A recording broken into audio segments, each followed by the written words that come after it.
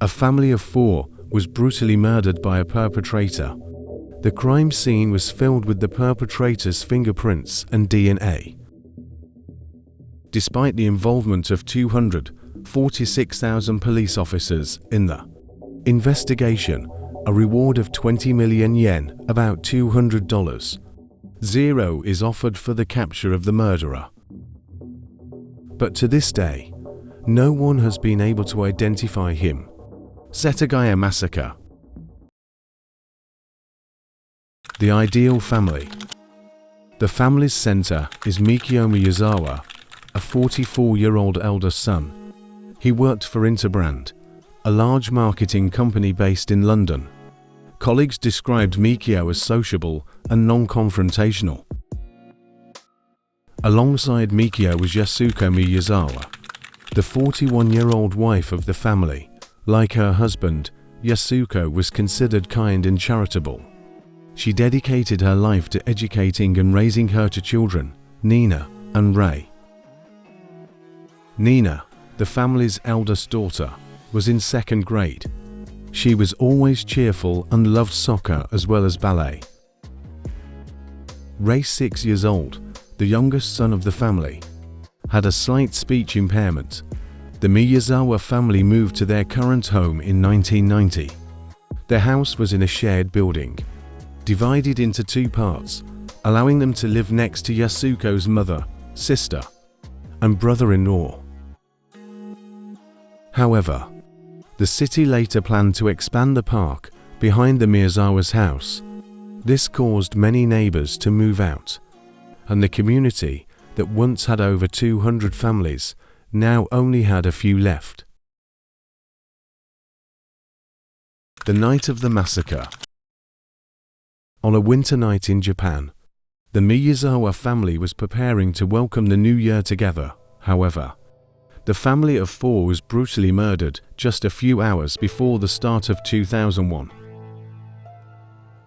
The last recorded activity of the Miyazawa family was around 10:38 p.m.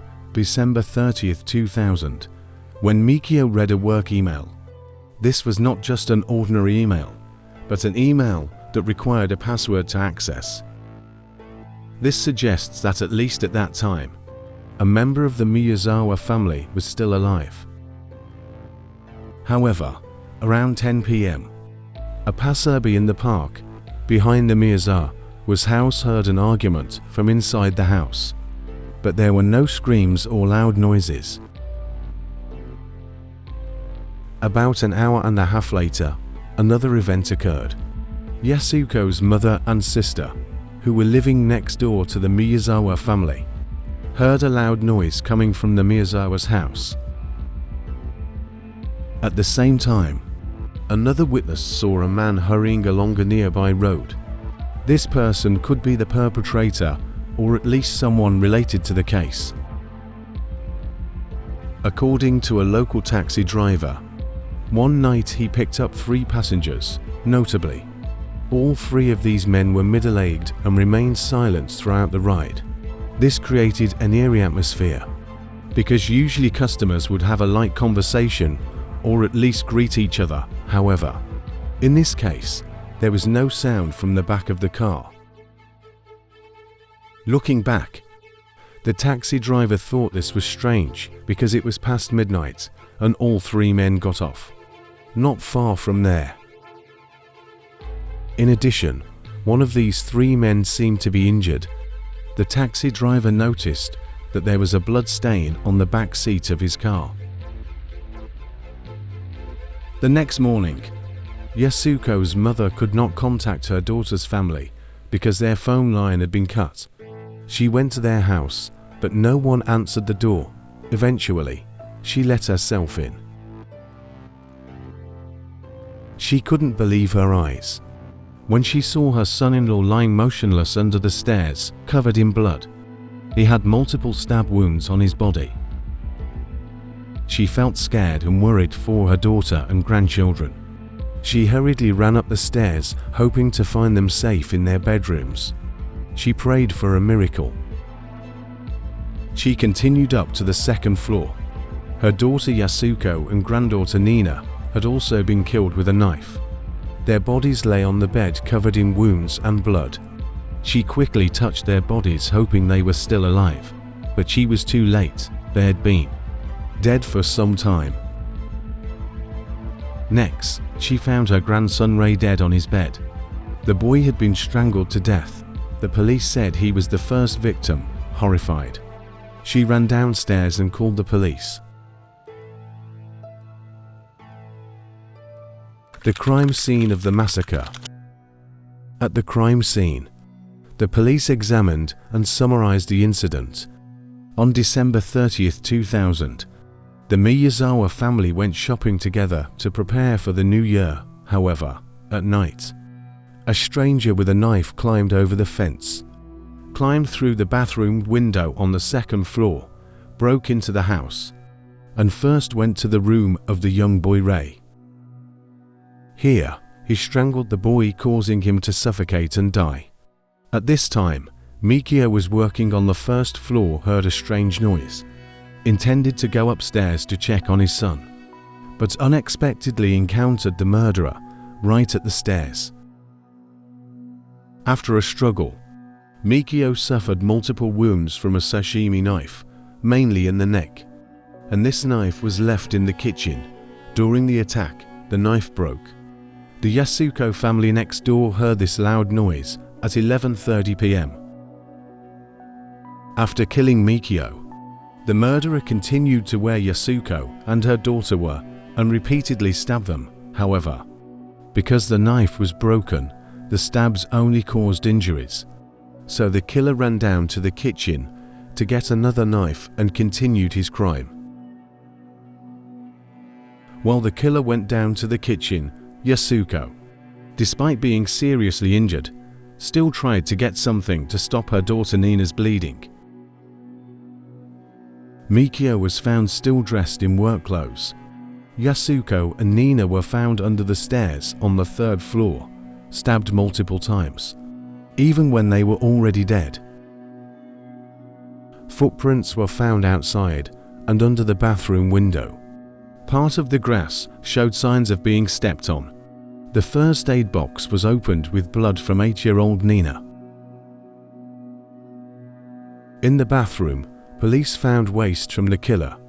Analysis showed that he had eaten sesame-coated spinach and green peas. The killer left many fingerprints, blood samples and DNA. He discarded a long-sleeved shirt that even had blood on it, sneakers, a hip bag, black gloves, a hat, a scarf and gloves. The clothing and perfume he used are popular in the skateboarding community. Analysis of Mikio Miyazawa's computer showed an internet connection on the morning after the murder at 1:18 a.m. and again at 10 a.m. around. When Yasuko's mother entered the house and discovered the murder, the killer's fingerprints were found on the mouse. Another puzzling thing that police discovered is that after committing murder, instead of leaving immediately as usual in such cases, it is believed that he stayed for 2 to 10 hours longer in their house, even sleeping on their sofa and opening their fridge for food. Mysterious events before the massacre. Before New Year's Eve, Mikio Miyazawa had a dispute with a group of young people in the park because they were noisy, and also had a conflict with a group of young motorcyclists. In the community, many animals were tortured or killed, including cats, squirrels, and mice. A witness saw a stray cat that often appeared here suddenly lost its tail. On December 25th, Christmas Day, the Yasuko family noticed a strange car often parked in front of their house, even though there were other parking lots nearby. 2 days later, on December 27th, a man about 40 years old was seen walking around the Miyazawa family's house, according to a witness. On December 29th, a man dressed in skateboarding clothes was seen near Setagaya Station. A few kilometers from the Miyazawa house, this person also carried a backpack. On the same day, a man with a similar description bought a sashimi knife from a store in the area. Finally, on December 30th, a man matching the description appeared at Setagaya station, about 1.6 kilometers near the Miyazawa family's house. This person is believed to be between 35 and 40 years old, and seemed to be approaching the Miyazawa house. The stalled investigation. The police determined that this was not a robbery murder as cash, and valuable items in the house were not lost. The killer only took away 200,000 yen, $1,926 in cash, the Miyazawa's wallet, and credit cards were not touched. However, the killer took away a jacket, all New Year's cards, and the computer's power cord. The jacket that the killer left behind only had 130 pieces sold in Tokyo. Among them, only 12 buyers were found, but they all had alibis. The killer's fingerprints and DNA did not match existing data. Fingerprints were also sent to Interpol for comparison, but also yielded no results. However, the police sketched information about the killer, about 170 centimeters tall, fit, aged from 20 to 30, right-handed and possibly of mixed European and Asian descent. By 2015, 246,000 police officers had participated in the investigation, receiving 16,000 pieces of information from the public. The reward for information leading to the arrest of the murderer increased from 3 million to 20 million yen, about $200,000. But the murderer has still not been found. The clues also quickly hit dead ends. Every year, on the anniversary of the Miyazawa family's death, Japanese police come to the victim's house to hold a ceremony and apologize. They promise to find the murderer to bring justice to the victims. A team of 37 people was established to continue investigating this mysterious case.